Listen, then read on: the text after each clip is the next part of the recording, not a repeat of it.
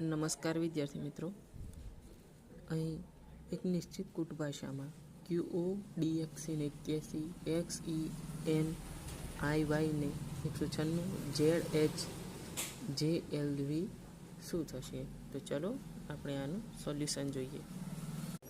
અહીં આપણે જોઈ શકીએ છીએ કે Q નો કોડ 17, O નો કોડ 15, D નો કોડ 4, X નો કોડ 24 અને C નો કોડ 3 છે.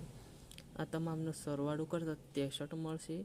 આ 63ને 6 વત્તા 3 એમ અલગ અલગ રીતે સરવાળો કરી દઈશું તો એ 9 મળશે અને 9નો વર્ગ થાય છે 81. આવી જ રીતે X નો કોડ 24, E નો કોડ 5, N નો કોડ 14, I નો કોડ 9 અને Y નો કોડ 25. આ તમામનો સરવાળો 77 થશે. 77ને 7 વત્તા 7 એવી રીતે સરવાળો કરીશું તો 14 થશે અને 14નો વર્ગ 196 થશે.